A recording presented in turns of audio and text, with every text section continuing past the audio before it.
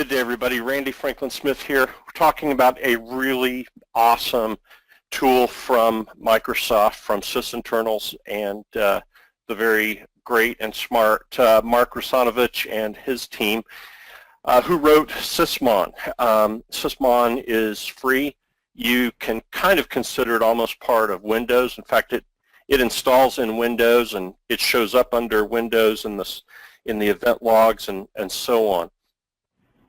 We're going to show you why SysMon's important, what it does, how it works, and how you can leverage these events in your SIM to catch the bad guys.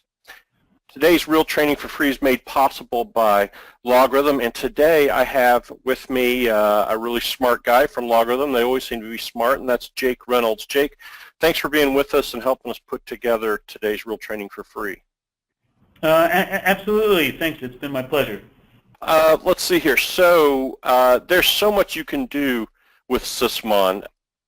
But first of all, why do we need it? Let's talk about that. Then we'll get into how it works, how to configure it, understanding the events.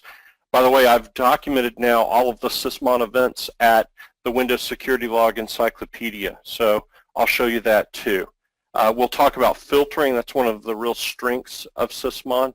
And then putting these things to work. Especially, we're going to zero in on one example, and that's catching new EXEs and DLLs the first time they run anywhere on your network. And guess what? That would have caught WannaCry. That's all it takes. WannaCry, it used some new exploits of Windows, but once it got embedded, having used those exploits, it dropped EXEs. So if we're just watching Jake, for new executables the first time they run, then we're going to catch so many of these attacks. And even better yet, if we can do that for DLLs. And we're not talking about just the file name either, are we? We're talking about the actual hash. That's right. We can get hash information.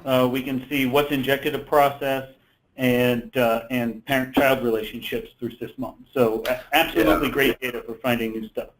Yeah, and folks, please use the question window. We want to hear everything you got to say, especially those of you already using SysMon, tips that you've got, and so on. So keep that feedback coming. Okay, so why do we need SysMon? I mean, we have the Windows security log, right? Problem is, some events are just missing from the security log altogether. For instance, when a bad guy injects a thread, starts up a thread in another process. I mean, that's a common way that, for instance, Mimikatz works, it's going to inject a DLL into the LSAS process and then spin up a thread running on that DLL. And so now it's, we basically injected and made that a zombie process that does our bidding. And so now we can access everything and do everything that LSAS does, including accessing password hashes. So there's no events in the security log for that. So there's one example of my first bullet point. Some events are missing altogether.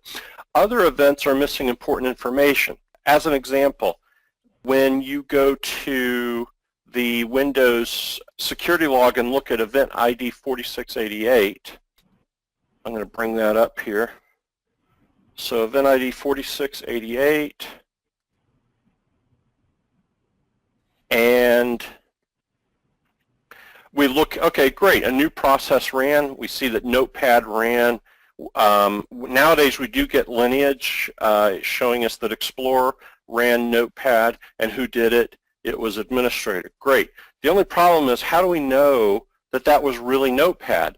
A bad guy might have replaced Notepad with his own program, or he may have modified and added bad guy code, patched Notepad, in other words. So there's no hash. That's the point. A hash of the EXE or the DLL is very effective at identifying a unique executable, and now, Jake, we can just dismiss the name of the program, and if a bad guy's more sophisticated and he needs to drop an EXE on a system. If he's smart, he would vary the name and the location of that exe every time. But if we're logging a hash, the hash is always going to be the same. Or if we're trying to detect new systems, as soon as we see a hash we've never seen before, that's another way to detect this stuff. So go ahead, Jake. Yeah, whitelisting is absolutely one of the best ways to catch something on your network. Unfortunately, that can be kind of hard to do properly, and that's where kind of bringing SysMon in and looking at that data and baselining it is key. Exactly. So there's more though that we log. So, but that's an example of other events that are just missing important data. So you don't get the hash in the security log. As just one example. Plus, there's no way to filter what gets logged. All we can do in the security log is play with the, like this stuff here. The audit policy is what I'm getting at. So we can come down here, and we can go to our advanced audit policy configuration, but like for process creation, it's on or off. It's going to log every process or none at all. What if we want to log just unknown processes? Maybe we want to suppress the logging of processes that we are familiar with or that have been signed. Okay, there's no way to do that with the security log either. It's an all or nothing proposition. So here's what SysMon does. It logs 16 different events, basically in these areas.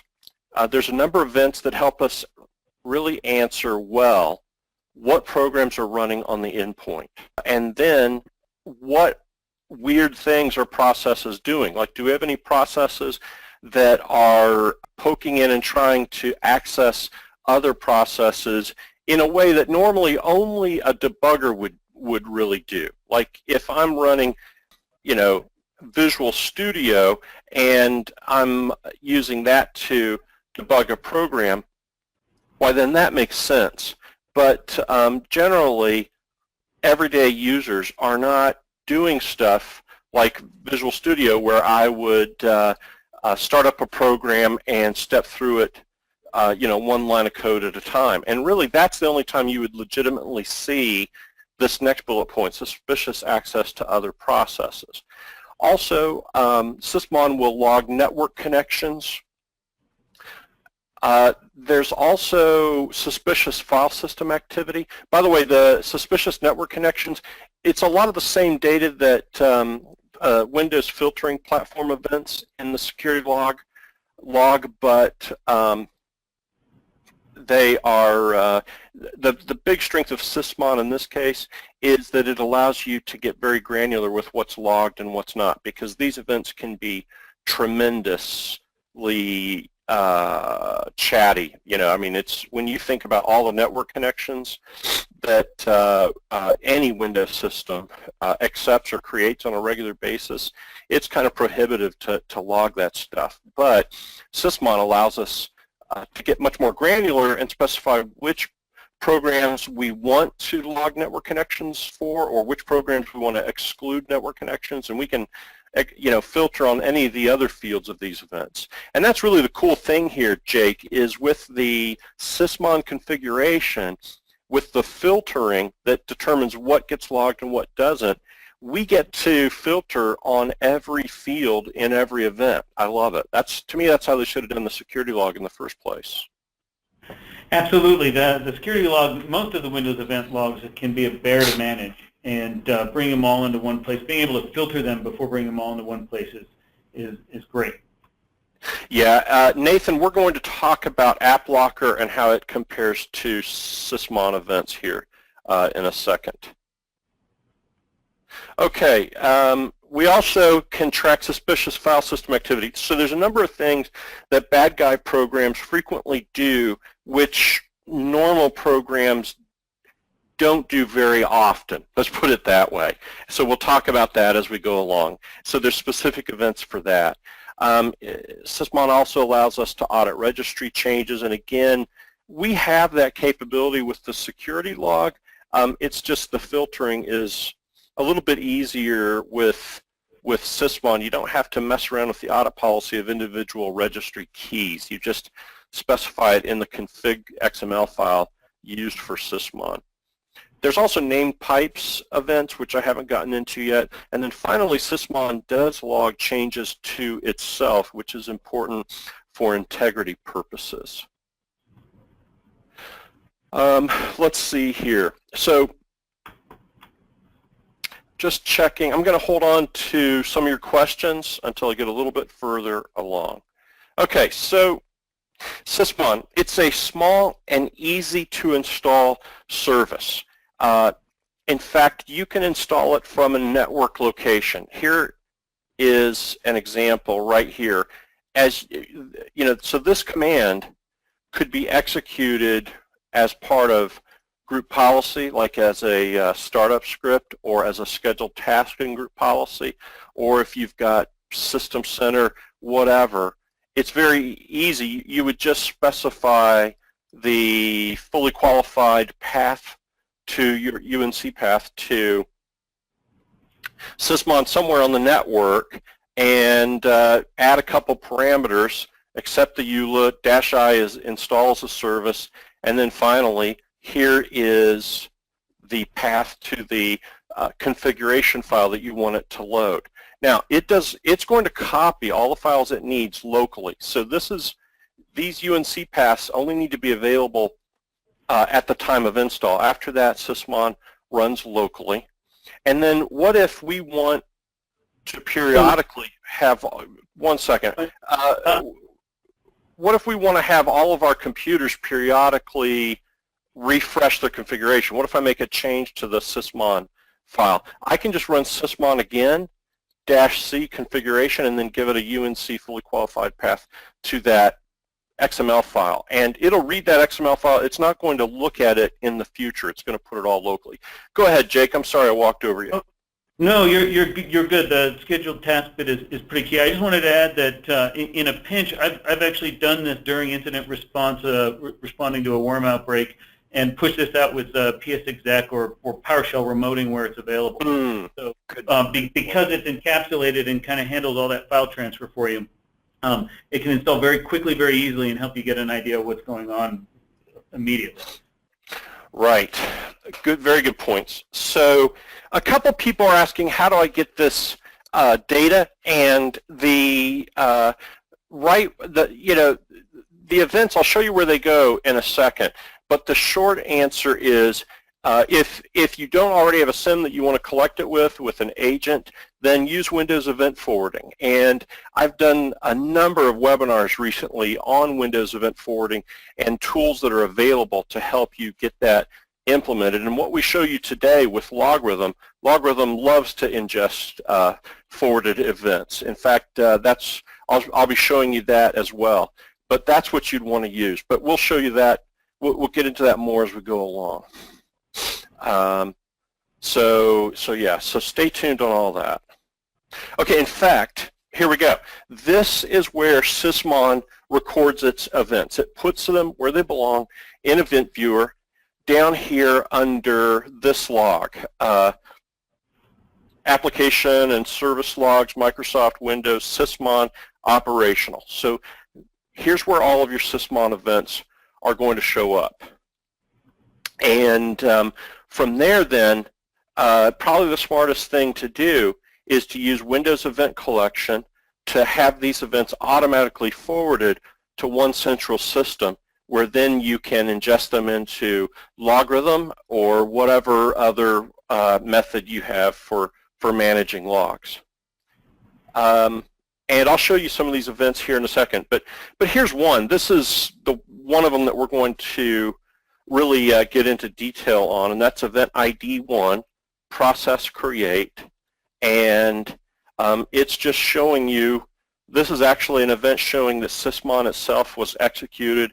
And what I did is, it gives me the whole command line. What I did was I changed my hash algorithm to SHA-256, and there's the hash of the SysMon program right there. So whenever you run a program, it's going to hash that exe and record it to you. And by the way, a couple people were asking, what's the system load on this?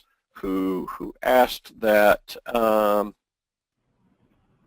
Yeah, Bernard says, what is the performance impact on the host? Okay, so we need to be careful what we turn on, but even if you go nuts, in fact, I've installed SysMon with a configuration that logs every network connection and every DLL, and it creates a lot of events, but it has not slowed my system down. Now I've got a really fast CPU, but there is no reason that you can't run SysMon and users never feel it there, because you got to think about who wrote this. This is Mark Rasanovich. This guy knows Windows better than the people who wrote Windows, and he's implemented all of this using asynchronous coding, and for instance, when you load a DLL or an exe, it doesn't hash it every time. It does it once and then saves that in memory, right?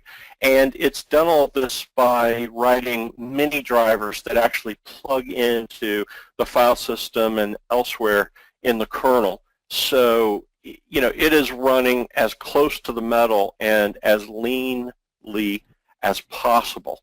And also, there's no known, I haven't seen anybody complain about any stability issues caused by these, which is something you might wonder about when you hear about device drivers and kernel level. So as far as how this scales out, will the log be overloaded, yada yada, okay, again, that all comes down to your filtering and how refined you make your SysMon configuration. So that's not a SysMon question, that's a configuration question.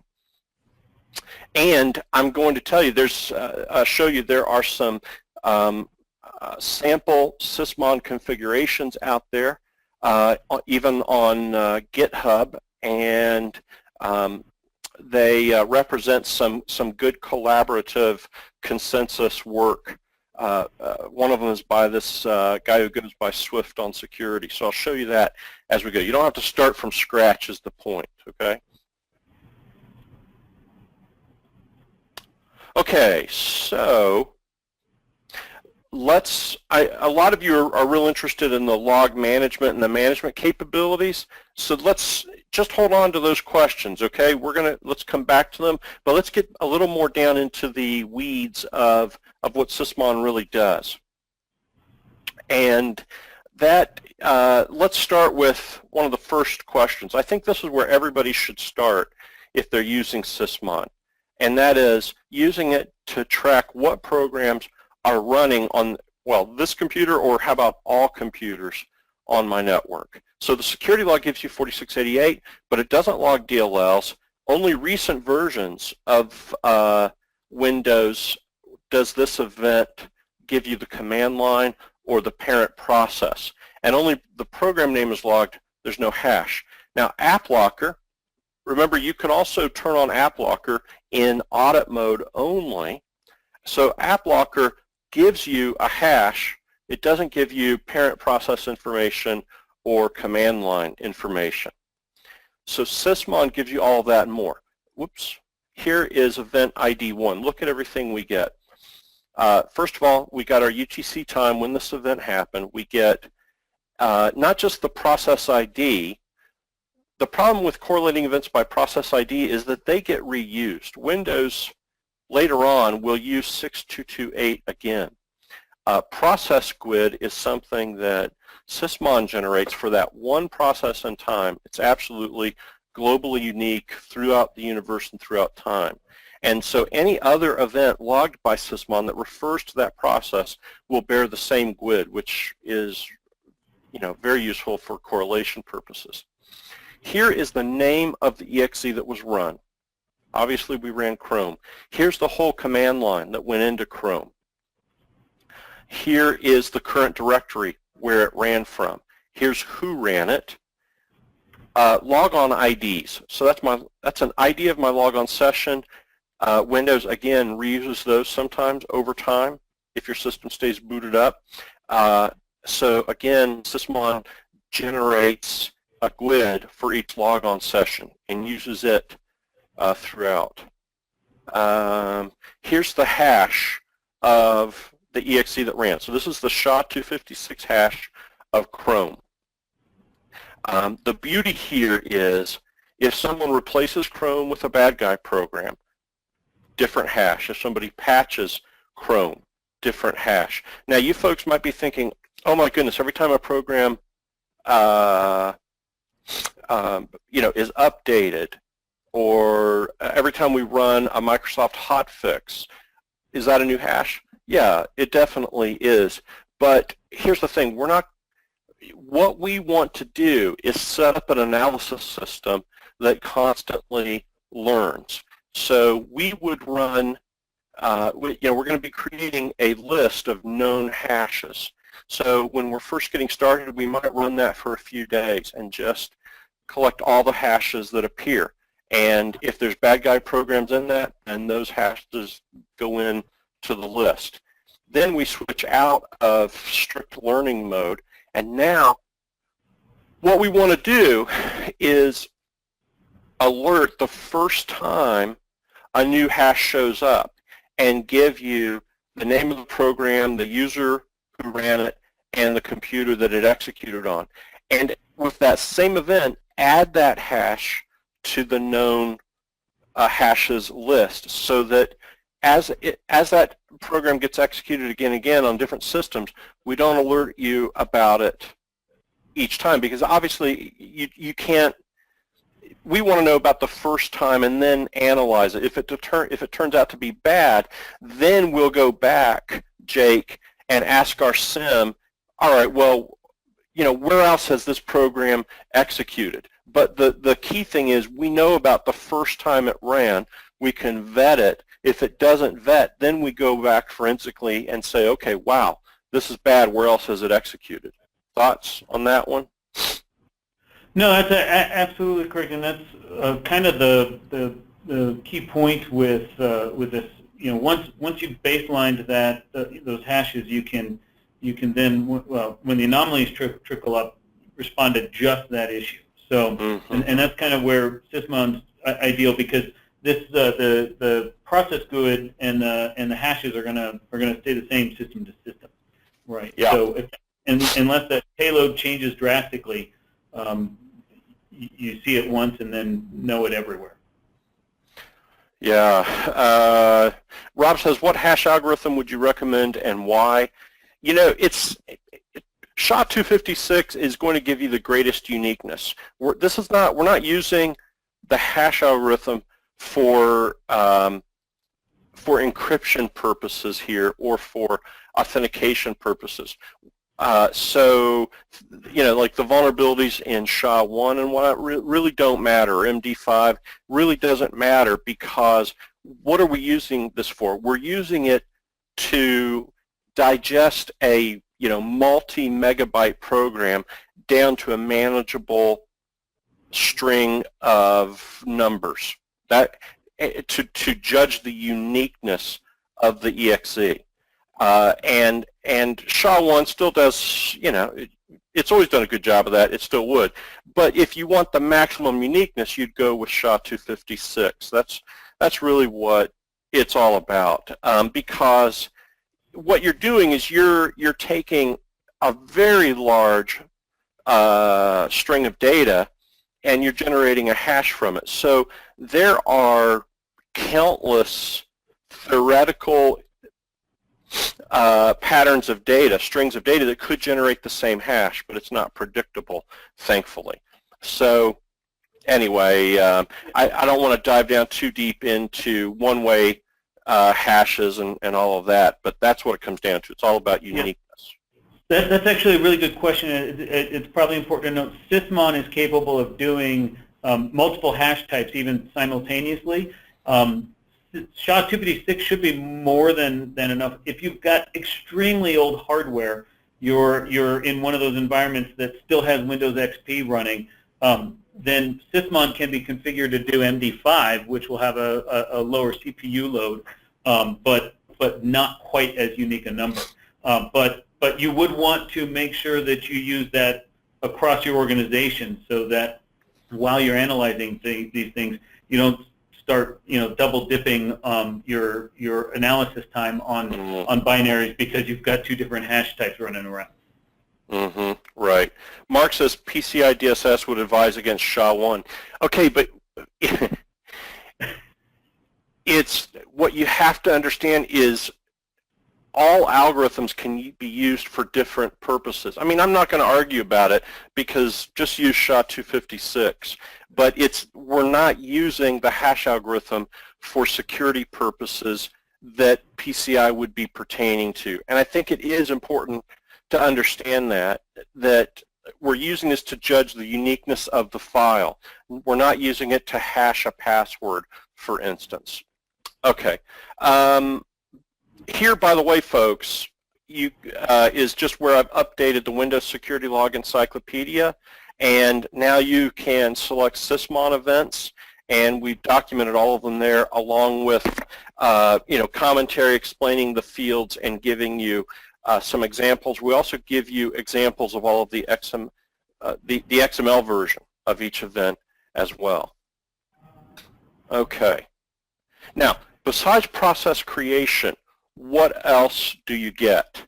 You also get process terminated. Most of the time, we're not super interested in that unless, I would say, maybe you're doing an investigation on a specific system. I think you can buy some disk space and capacity by not turning on process terminated logging. But I would definitely turn on number 6, drivers. So this will tell us each driver loaded, and the cool thing is we can add in filtering that says if the driver was signed by Microsoft, if it's part of Windows, don't log an event. And so that's going to wipe out 95, probably 99% of the events and only tell you when some other driver loads, and then you can whitelist those. What about DLLs? It's not just the EXEs that run. The DLLs that are loaded are super important too, and especially since bad guys use this as a way to inject bad guy code into other running processes, for one thing. Okay, or it could be that we've got Microsoft Word opening up an infected document with a macro that then starts using PowerShell DLLs inside of Word. That shouldn't be happening. If we can catch that, it's going to be awesome. So you can do that with event ID 7, image loaded. It says image instead of DLL. It's just the way it is. But this event tells us, let's go here to event ID 7.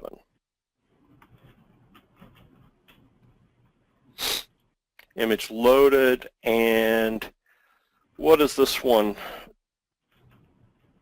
telling us? So we were running Notepad, and we loaded up DLL Olay 32.dll, and here's the hash of that DLL. Was it signed? Yes. Who was it signed by? Microsoft Windows. So this is one of the really cool things about SysMon.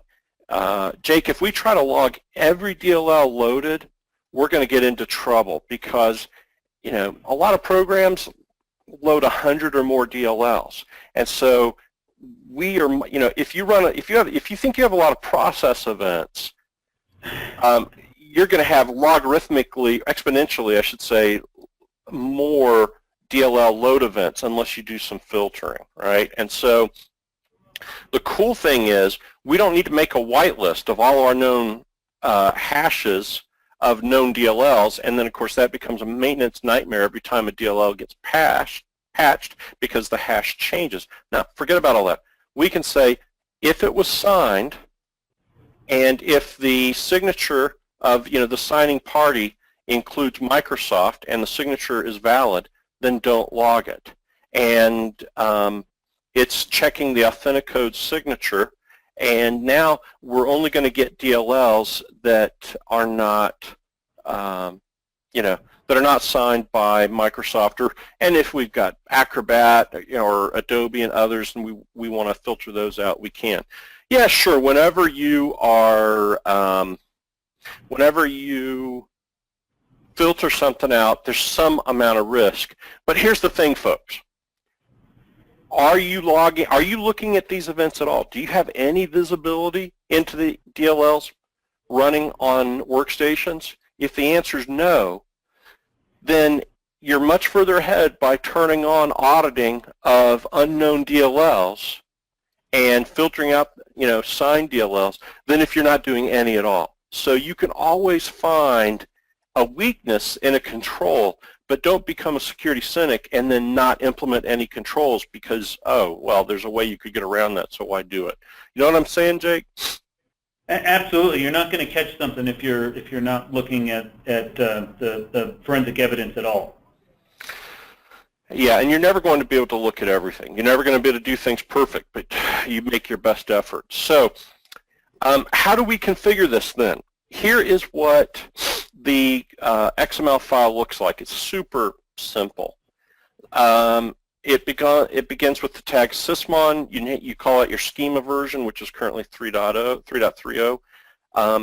Call out what hash algorithm you want. Here we had a question here.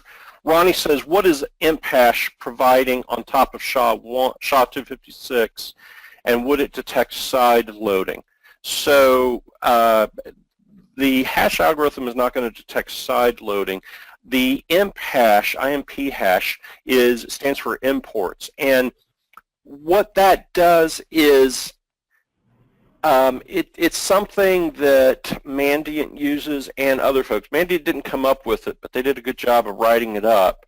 It's something you might want to research, but the imp hash, the imports hash, looks at the DLL and looks at it pulls out, it extracts every function call that DLL imports from other DLLs or the operating system itself or whatever. They're called imports. And then it hashes that. So basically it builds some metadata about the DLL that speaks to what does this DLL do, and then it hashes that. And that's what the imp hash is. And it's a method of detecting programs that are binary different but essentially do the same thing. I think that's the best I can do explaining it right now, but hopefully that helps you, Ronnie. Let's see here.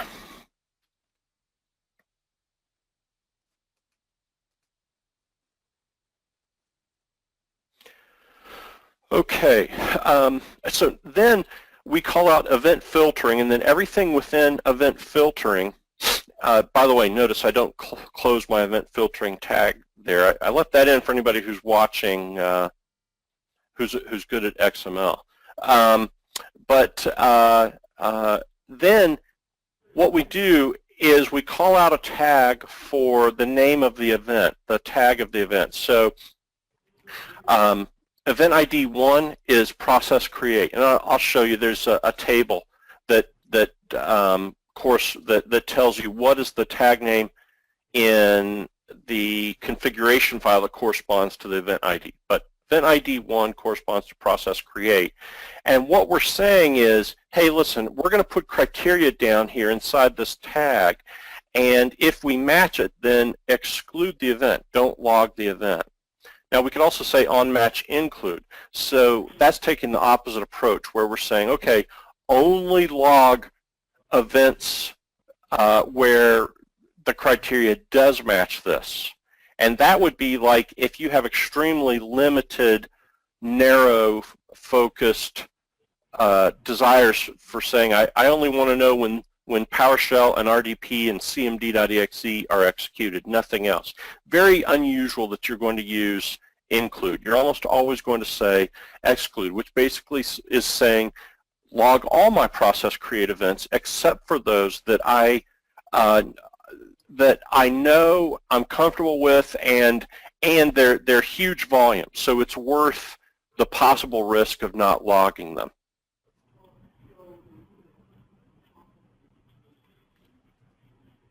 Let's see here. And now let me show you some examples of that criteria.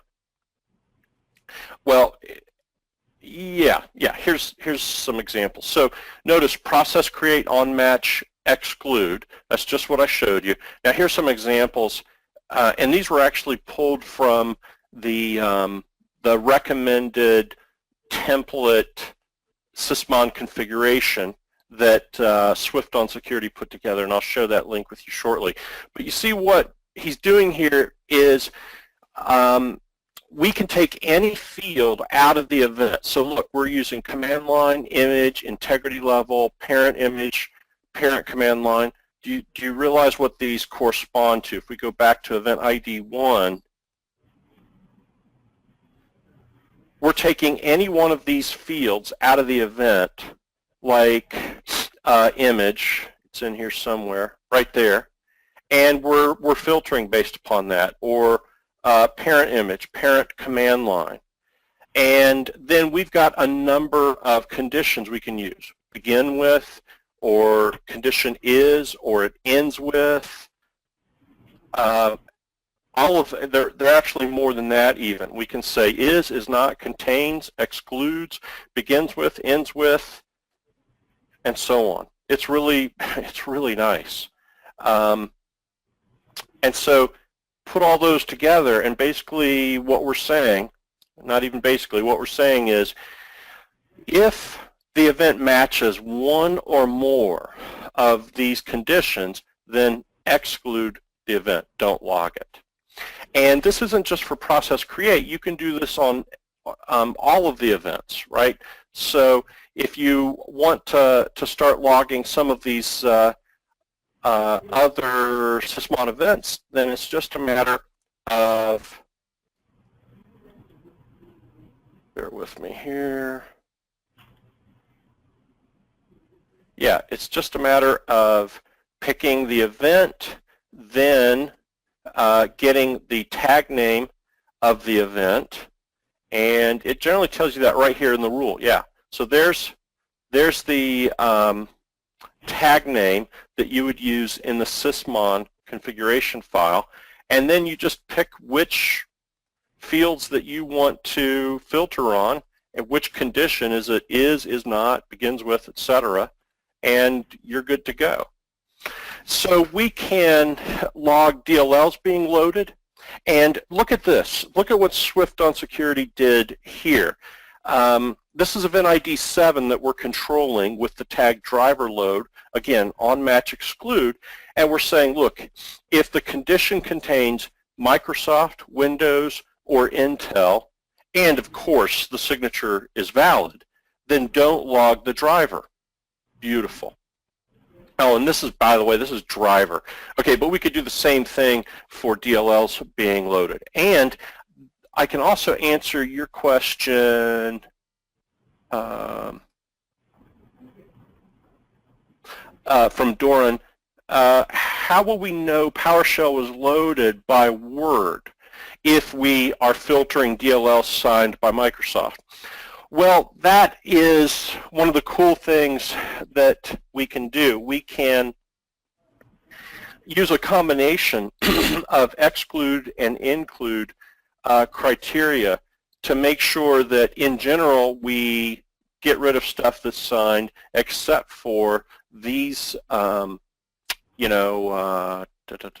except for these particular names. So that's one way to approach that, Doran. So you will have to play around with include and exclude criteria. All right, let's see. And Kevin, good question about what's the difference between is and image, why use one over the other. I think you're referring to like right here. So image is the field name. Condition is.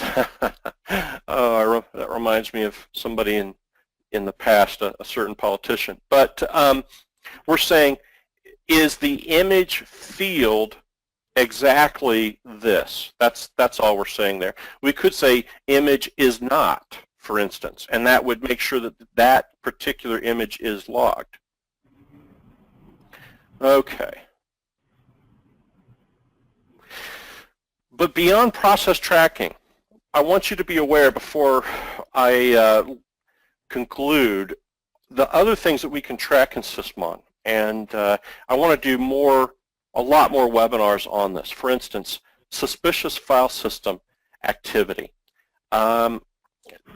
One of the things that bad guy programs will do, and you would have to search for some descriptions of different exploits and bad guy behavior.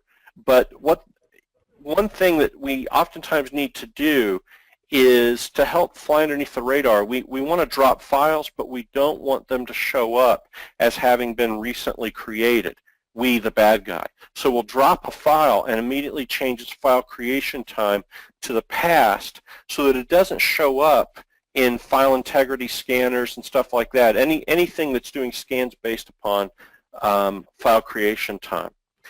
There's also ways that we can get around file access auditing and also even maybe get around permissions with something called raw access reads. Another thing, of course, is bad guy programs drop files. Now, we can't necessarily hope to log every file created on the system, but with file create, we can say, I only want to log file creations in the following folders. And there are common places where bad guy programs drop files. Also, if you are building anything that is signature specific, so normally I shy away from that, but let's say there's an outbreak of WannaCry coming along and in progress, and so, hey, some intelligence is published about it, that it drops a file named this in this folder. Hey, go ahead, create a rule that looks for that, and you could do that with file create. There's also something for detecting when files are dropped by a browser, because the browser is always going to add a alternate file stream called mark of the web, showing that the file came from the web. And so that's a convenient way to track when files from internet browsers, especially at least IE and Edge, drop files on Windows. Do you remember I talked about stuff that like Mimikatz does with creating remote threads in another process, or going into another process and grabbing memory out of it, or loading DLLs into another process? These it's possible to catch those things by watching these events. Now, 8 and 10 don't necessarily always mean malware, especially on a developer's workstation that is using a debugger. In fact, that's how I created these events. Let me show you a couple of them. I did it with Visual Studio. Pardon. So, create remote thread. Yeah, see, this is Visual Studio's remote debugger, creating a remote thread in my supercharger service that runs in the background. And perfect example.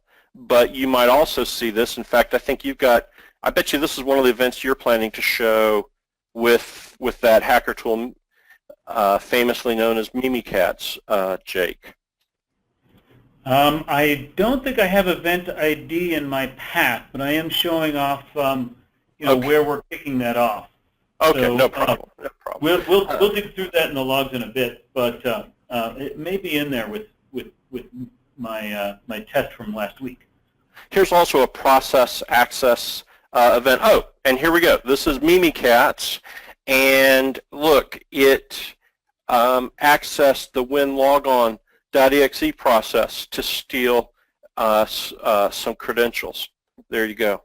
Beautiful. Mimikatz, winlogon.exe. So that's the real thing right there, folks. But of course, remember, there's many, many, many, many implementations of Mimikatz. So don't just look for that one event. That's what's called signature specific. You can also audit registry changes, and the events are very close to what you get with the security log. But the big thing is we can filter on all of these fields, and so it becomes a little bit easier. So if we know that there's legitimate programs making changes to the registry, we could filter those out, for instance, and know only when some program we don't trust changes run as. And so that becomes, much, much more powerful in controlling the noise than what you get with the Windows security log. Finally, SysMon tells you if SysMon has changed. So if the SysMon service is stopped, you're going to get event ID 4. When it's restarted, you're going to get event ID 4. If somebody changes the configuration of SysMon, it's going to log that. And the important thing is it will log the hash of the configuration file. So you're not going to change that configuration file that often. It's easy for you to get a hash of a legitimate version of your configuration file. What you want to do is look for any of these event ID 16s where there's either not a hash, meaning they could change the configuration from the command line settings and did not specify an XML file, or the hash of the config file is different than a blessed version of your config file. That's the idea there. So how do you get your configuration right? It's iterative. Start with one category of activity, get the noise down to a reasonable level, and use group policy or system center to install SysMon automatically. Periodically apply your current configuration from a shared folder. I gave you the commands to do that earlier on. Now, how do we leverage SysMon process events in your SIM? Like, what I would want to do is start out looking at SysMon starts, image loads, and driver load events, and then create a list where those hashes go. After we run it in a learning mode for a while and build up a list of known hashes, then we start alerting when we see new hashes and immediately add that hash to the list so that we only get that alert one time. It means we got to follow up on that alert and find out if it is a bad guy program. Then we've got to say, okay, well, where are all the places it's already executed, right? But we can also use these events to analyze process lineage, like we already gave the example of Word starting PowerShell. Analyzing user behavior. I would love this. Why is end user Bob running remote desktop? Or why is end user Bob running PowerShell? So that's user behavior analysis. That's just a little more detail on exactly how I'd set up that whitelist and whatnot. If I have time, I'll show it in LogRhythm, but I think I really want to get over here and show folks how you've already built in some really awesome capability into LogRhythm for dealing with SysMon events and analyzing them. So Jake, I'm going to make you the presenter. And folks, don't worry, we're going to get all these questions answered. All right, let me get my screen set up, make sure I pick the right one. All right, so let me know if this isn't the case. We should have kind of my sample dashboard running right now. Yep, looks good. I'll walk through that in a moment. So what I've put together here is just kind of a quick example of kind of analyzing what's going on with the endpoints from a perspective of the process telemetry we're bringing in. Right? We can since we're normalizing all this data, we can very quickly take a look at things like hosts with an excessive number of processes and kind of just compare them side by side, along with the same kind of telemetry data for users. In this particular case, for these two, I'm merging SysMon data with some process telemetry from our process monitor on a Linux box. So you actually get systemd in here alongside our Windows telemetry that SysMon's bringing in. So it's pretty powerful by looking at that common event and not narrowing down too much to our sources. We can kind of marry these things into a useful dashboard. I put together a start-stop as a running delta. In my mind, that's a potential useful thing if, say, you've got a worm coming through. WannaCry is a perfect example. If it's running through your SMB shares, we should see a lot of processes turning up and kind of run away from the number of stops that we see, right? We'll always have a few more starts than stops based on our user environment and how many applications they run. But when things go south, you'll pick up this anomaly pretty quickly. Then I kind of put together some process telemetry. So we have kind of the most common processes running within an environment, and then this allows you to very quickly take a look at changes in there, right? If you're a Windows-heavy environment, service host is always going to be at the top. But if something else starts trickling up, again, that's anomalous activity, something that we can pivot down and look into. And then I put together a similar one with our starting processes, right? They mirror pretty close, but that gives you an idea of long-running things. Service host is a prime example, being an OS-level process, right? We shouldn't see that one coming up very often, but it will be running almost all the time. And then, of course, we can look for anomalies in most and least observed hashes of those executables that SysMon's reporting for us. So if we go and drill down into a couple of these, we can quickly take a look at where our data is coming from, and then this is one of those cases where we can come in, take a look at our PID numbers, pivot into a specific host, and investigate something. This is a similar view, only within a different time window. And then I've got one here that brings in host data so that you can kind of marry user activity with what they're doing potentially on multiple hosts. And so that gives us different classifications, and we can kind of order and drill down a different way. And most of these are, we can kind of add this kind of widget information to our analyze area, just like we do with our dashboard, right? So we can quickly take this and add that into a drill down search to add some context.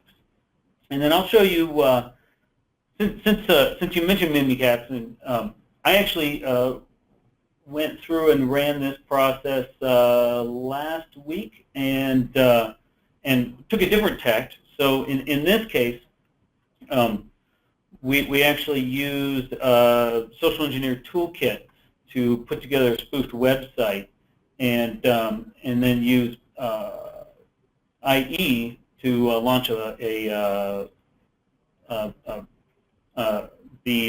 HTML application wrapper to then go ahead and open up a PowerShell process right here.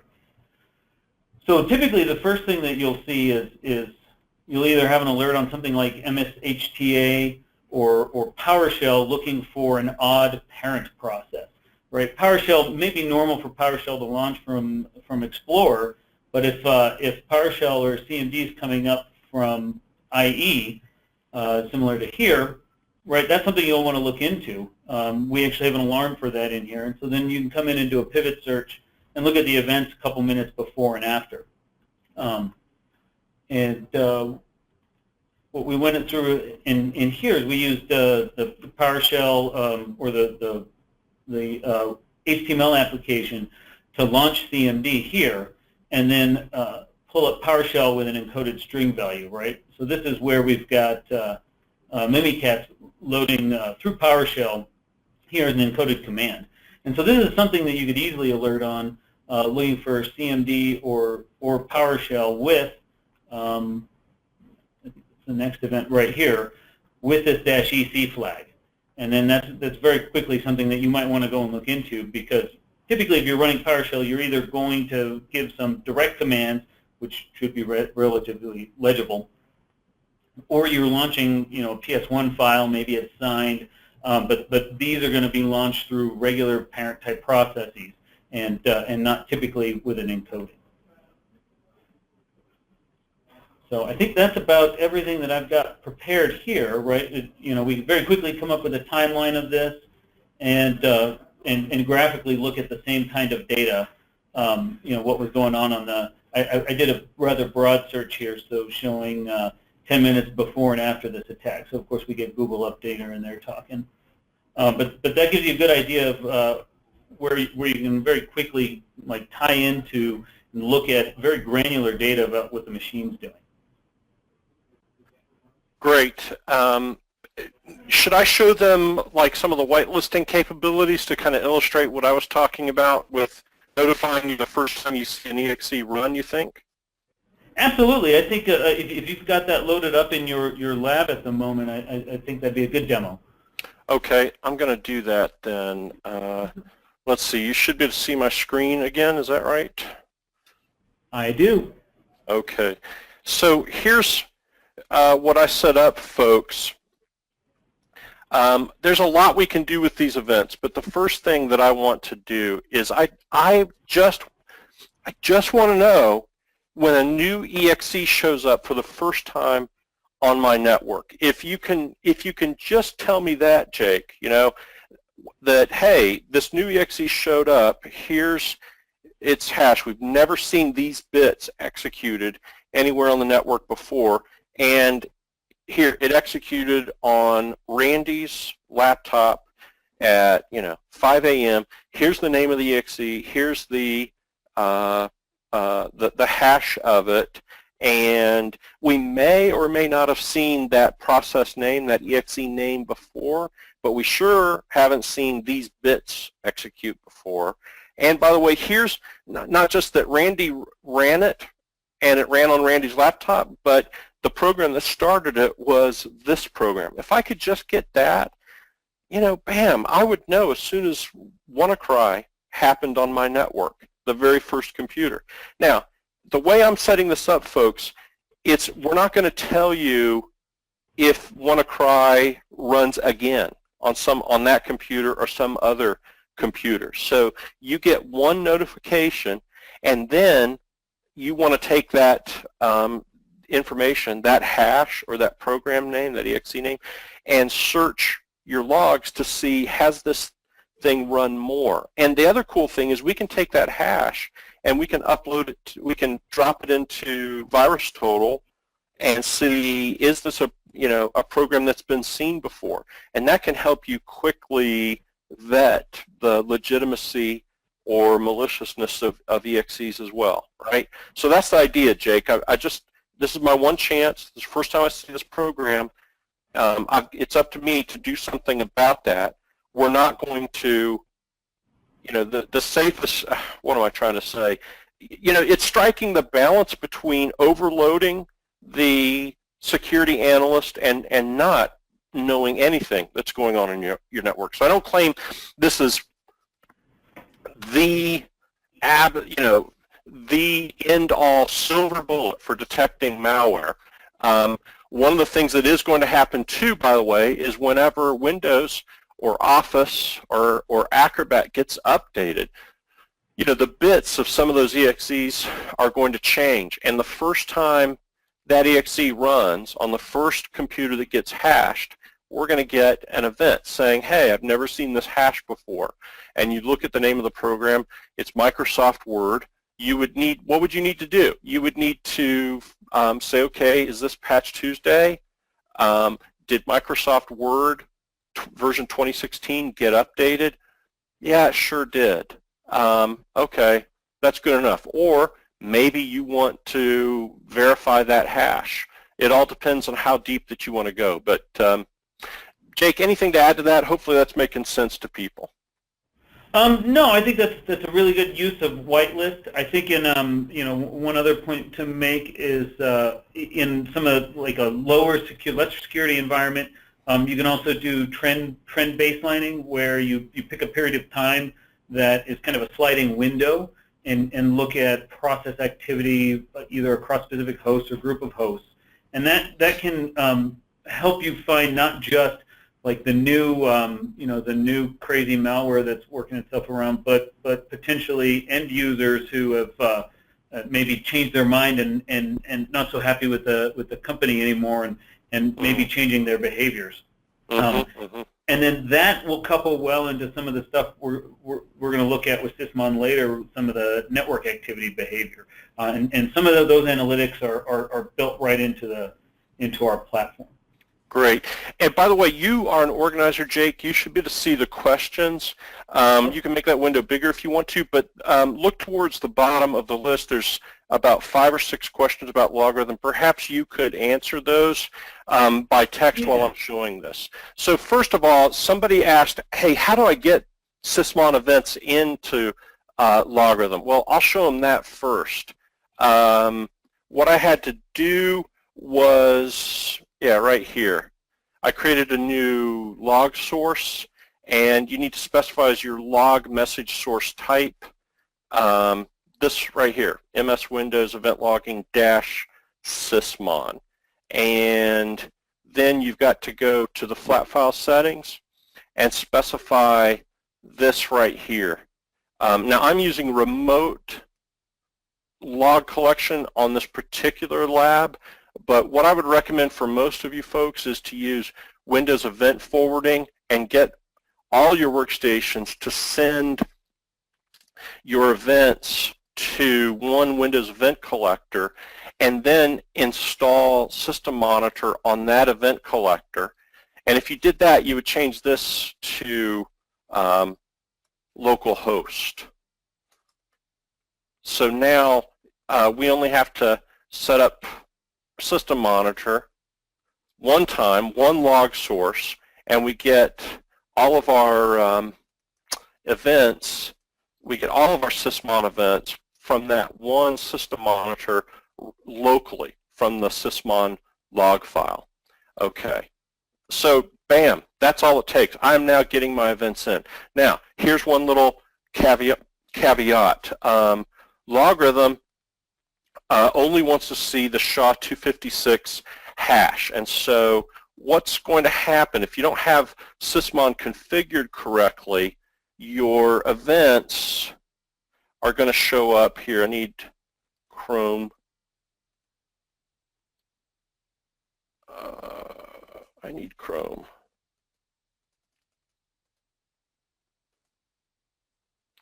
Okay. Your events aren't going to show up right. If you are logging a different hash than SHA-256, or if you're logging more than one hash, LogRhythm is going to, it's not going to recognize the event. So let me show you, and so what it's going to do is just log it as a common event, general logging information, and it won't be classified right, and the data won't be there. And I'll show you why. It was actually Chris Martin that figured this out for me, so I can take credit for discovering the issue, but Chris Martin's the one that solved the problem. Where is the, I want to show folks the raw log data. Here it is, the log message. I was going to say, if you, on the right in the details and actions, the middle tab says log message. That's probably the easiest way to show off. Thanks. Everything. There we go. Okay, awesome, Jake. So you see right here, folks, where are the hashes?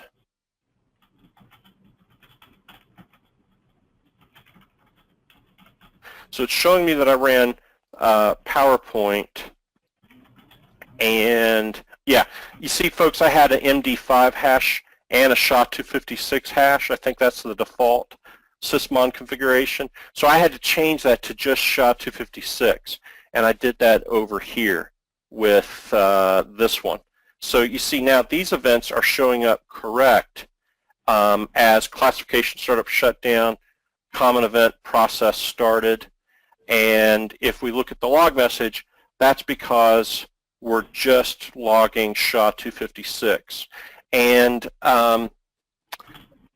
if you've got the latest knowledge base, it drops the hash right into the column you would expect it to be in, which is the hash column. It also, for backwards compatibility, puts it in the session column as well, and that's what I've based my rules on that I'm going to show you. Okay, so that's the answer to one of the questions. How do you get SysMon data into LogRhythm? But then here's how I would build out that rule. I would create an AI engine rule called new program detected, and what I'm doing is telling it, hey, listen, find events, find this particular common event, process or service started, and where session is nothing. Or, you know, this would make more sense if I did it this way, folks. Hash, filter out null, is nothing. So what we're getting is all of our process start events where hash is not blank. So we you know, for the purposes of this rule, we only want process start events that do have a hash. Now, the cool thing I should bring out here, Jake, is that this rule is suddenly going to work for SysMon events, but what else? App locker events, if you're capturing app locker events, carbon black events, because you parse all of the and classify and normalize all these events to this one common event schema, right? And so the rule that I'm building is going to work regardless of whether I'm using SysMon, app locker, carbon black, or a combination of those. Absolutely, and the other nice thing, especially in this case with something like a common event, if you have, as I showed, if you had a mixed environment where we've got some Linux boxes alongside some Windows boxes, our dashboards can utilize both, and so can our analytics. But also, if you're in the process of migrating from one tool from another, say you're currently using SysMon and you're looking for different data from the core Windows general logs, or changing those filters around. Since it's working with the normalized data, everything's just going to continue to work. You won't have to go back and retrofit anything. And I mean, you've got large, you know, there's large organizations out there that might be using carbon black in one division, but they've got lots of other divisions that, okay, we're going to have to use SysMon there. So that's the beauty. We bring it all in and analyze it the same way. Yeah, that's absolutely a great point that I neglected to mention. You know, you're going to have critical servers somewhere that are going to run one suite of tools, and then you know, semi-critical devices elsewhere, and then your end user environment something completely different. So here we've got here's the fields that I'm focusing in on that I want to capture, because what I'm really doing here is I want to create a second event from this, a meta event, if you will. And here on group by, I'm specifying the fields that I want. I want to know the program and its parent program. And the way these happen to get parsed in is object and object name. That's going to tell me the programs, the program that was executed and the parent program. And then to find out who did it, I want user origin and domain impacted. And then I want my, in the past it was session, now I would say my hash. Okay, now once I've done that, then that information, some of it anyway, goes into my whitelist. And in my whitelist, the only thing I'm tracking is my, I can't change it now, is my hash. I'm using session because that fits the version of the knowledge base I was using in the past. That's where the hash was going. And so the whitelist then is just going to learn all of the unique hashes that I've ever seen before, and it's going to learn that for, let's see, whatever period of time that I specify. So, you know, ideally I would tell folks run this for a week, and that way you get an overall work week of typical activity from your workstations, and now all of those hashes are going to get grandfathered into your whitelist without generating events. Now, on the other hand, you could make this an absurdly short learning period so that you would, what would happen when you, as soon as it stops learning after, say, 1 minute, like I could do that, right, Jake? I could say, just run this for 1 minute into the future. You know, I'd have to change my actual dates, but it's not really going to put much into the whitelist at all. And now I get a chance to review everything going into the whitelist. It's probably going to be voluminous, but it would allow me to catch things that, it would give me at least a chance to prevent things from being grandfathered or to detect bad guy stuff getting grandfathered in that's already present on your system. That's you know, the price of a learning interval, right? Whenever we're having to do our baseline, I should say baseline. That's the price of a baseline, is garbage in, garbage out. If there's already bad guy stuff, it's going to go into your baseline. Okay, so here, that's my rule then. And what's going to happen? This builds my whitelist, and in addition,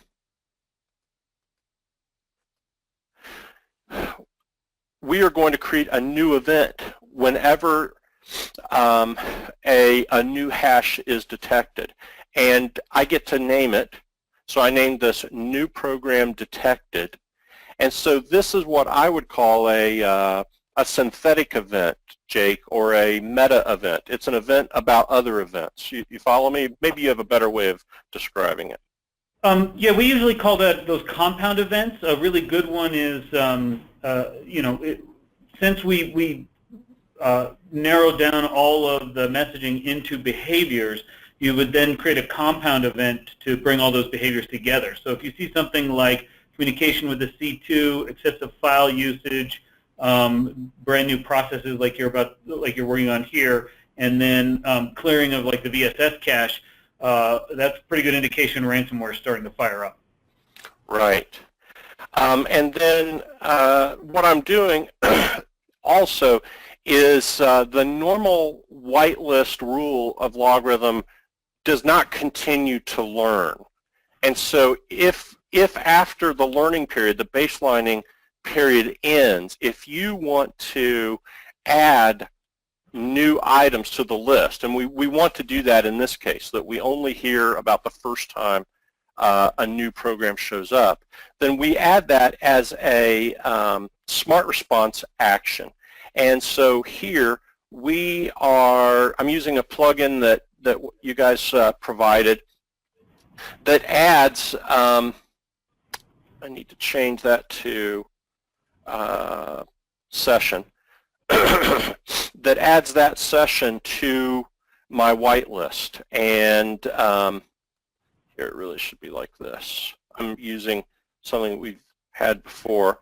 So this goes to my baseline file, hashes, whatever, and we're saying the alarm field would be session. That's where my hash is. So now that gets added to my whitelist so that the next time we see this event or see this particular program, we don't get bugged about it again. And so then once we've done all this, it's just a matter of going over to our dashboard and adding a visualization for these new events that I've collected, such as common event is AIE new program detected.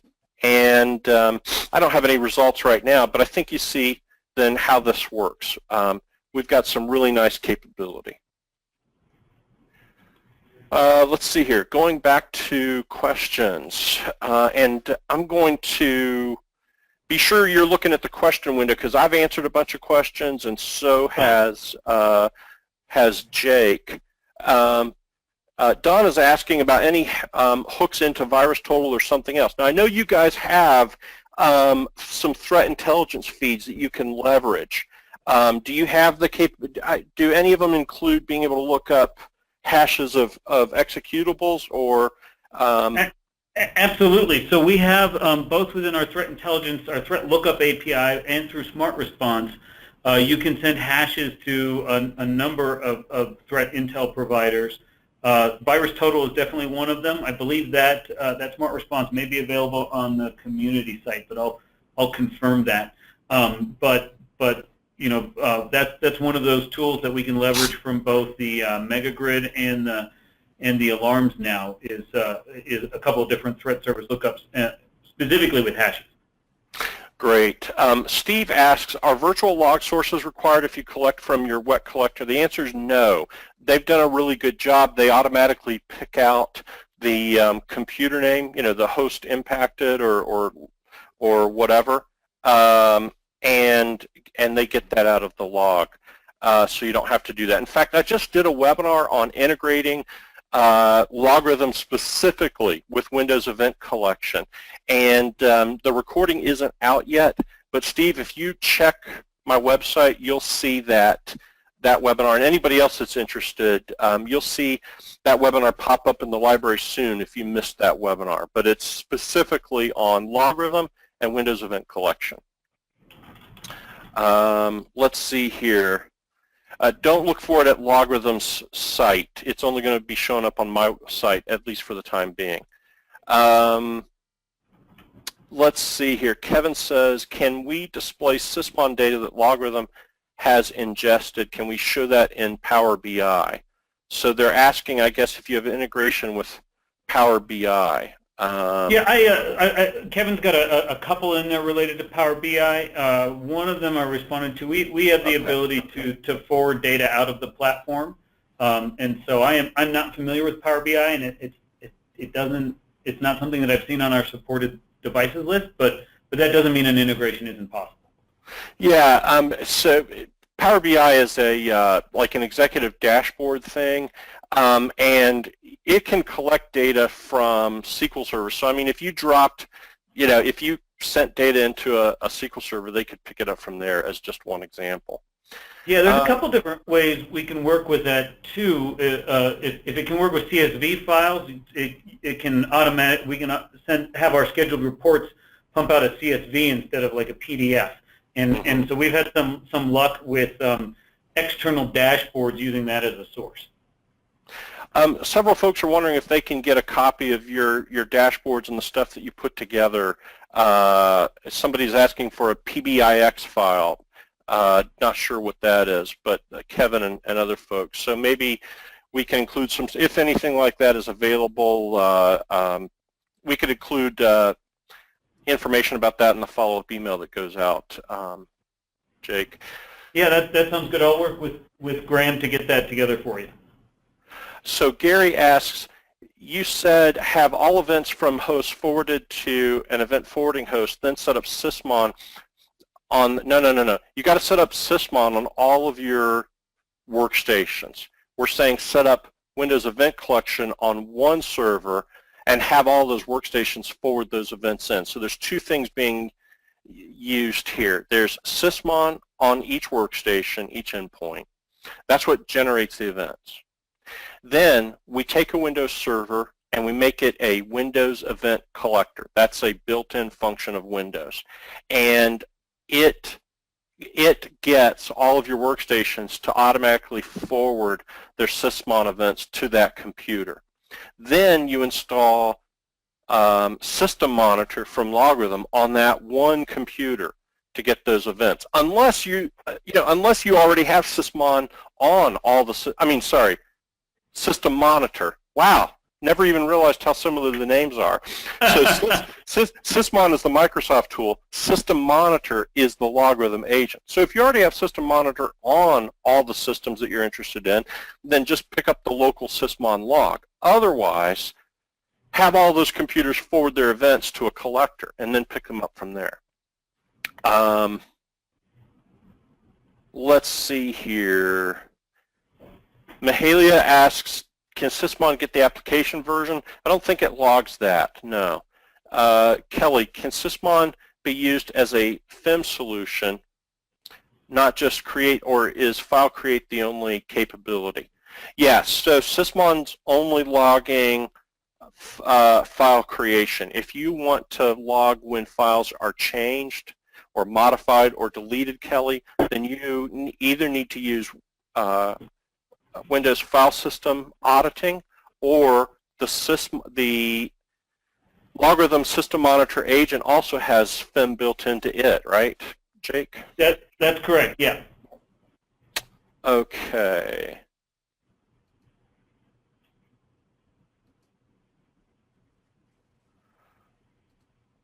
Stay with me.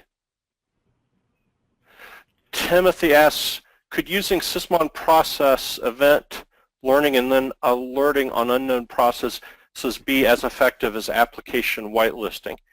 Well, okay, so application whitelisting, Timothy, I would say is a preventive control.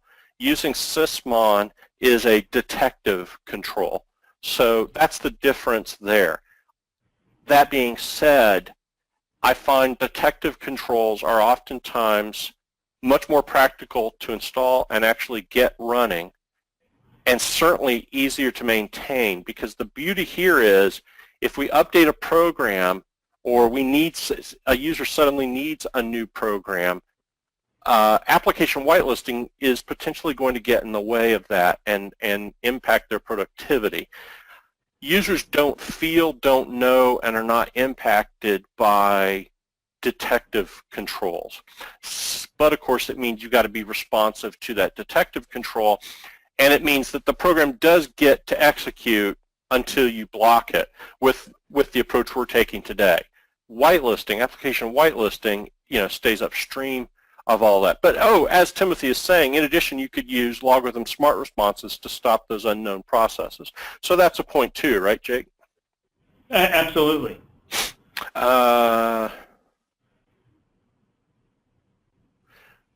Greg says, all this looks great. I don't think I'd ever have the time to do all the configuring this would require to get even the base benefits of it. Well, Greg, stay tuned. I'm working very hard on making this easy for you, so stay tuned. We got some good things coming down the line. Bernard, I think we answered your question, right? Where's the data written if SysMon is installed? You saw that. It's going to the local log, local SysMon log.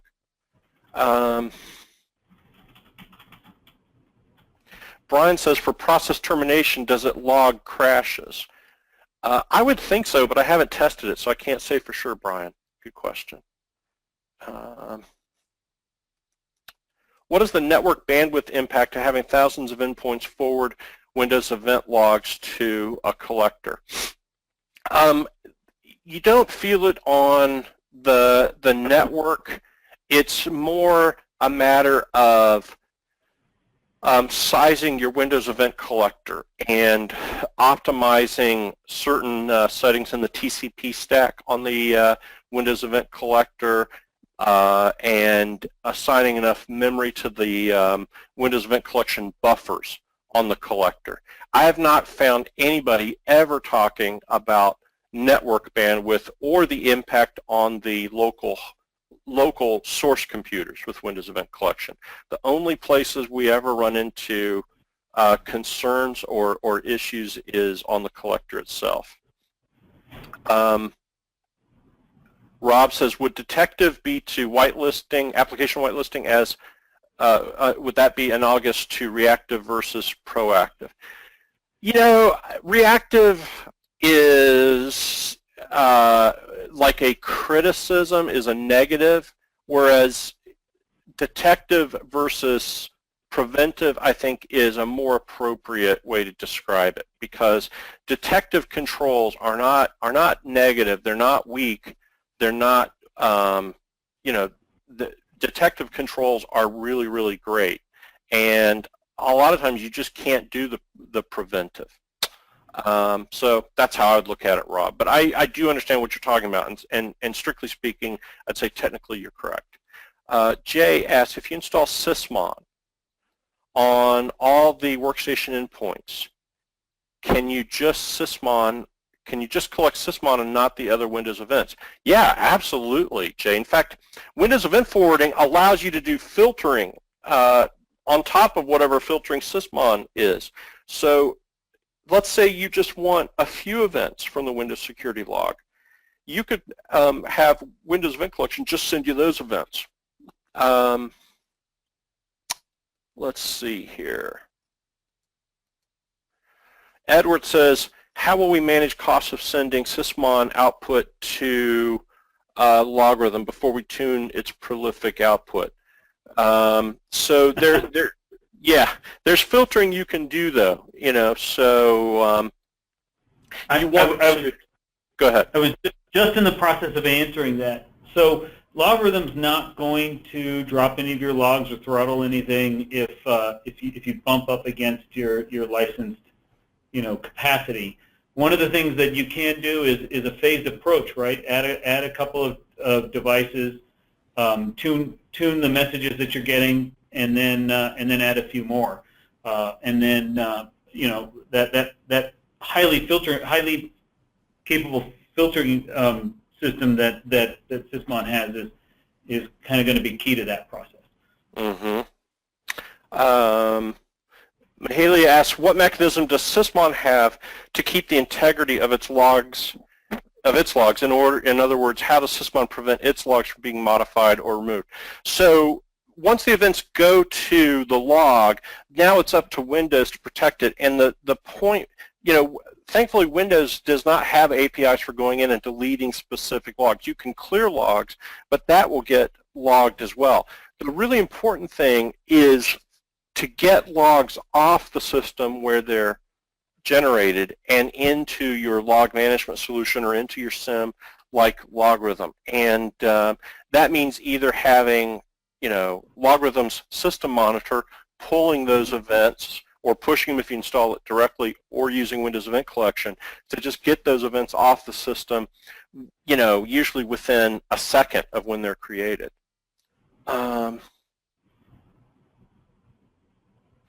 Tim says, if you have snare on endpoints, can that be configured to send SysMon to a Windows Event Collector? Well, see, you don't even need snare with Windows Event Collection. That's the beauty of it, right, Jake, is Windows just sends the events. And there's no need for something like snare. That's the whole point of it. Okay. Right, the built-in Windows Event system we can pull directly from. Yeah. Yeah, and LogRhythm, not all SIMs do a great job,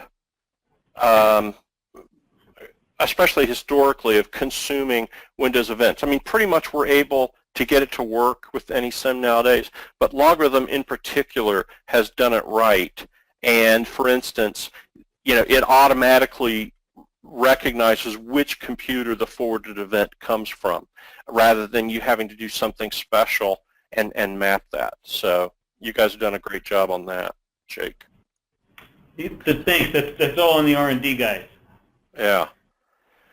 Okay, I think that's it for today. Folks, we're going to really try to put together a good follow-up email that refers to some of the things that we're talking about. In fact, one of them is this, I forgot to include it in my slides actually, but it is a example SysMon config file.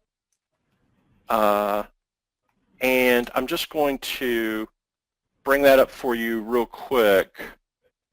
But I'll include the link in the follow-up. But here it is. It's right here it's on GitHub, and that way you can keep up with latest updates. But they've tried to put this together as giving you a starting point for SysMon that deals with the noise and is manageable. So, you'll want to take it and go from there. But it's a great place to start instead of just starting from scratch. And here is a link to that. I'm going to put that in the chat window, but I'm also going to Josie, let's make sure I add it to the slides, and let's also add a link to the follow-up email. Okay, I think that's it for today. This has been great questions from everybody, and nice job on showing us how you put this together. Oh, actually, I've got a few more questions to answer. Folks, if you still want your question answered, you're still here, I'm going to answer that. I tell you what, actually, I think I might just do this in a follow-up email, because a couple of these I need to research. So stay tuned, watch for the follow-up, and we'll go from there. Thanks, everybody. Have a great day, and bye-bye. Thank you.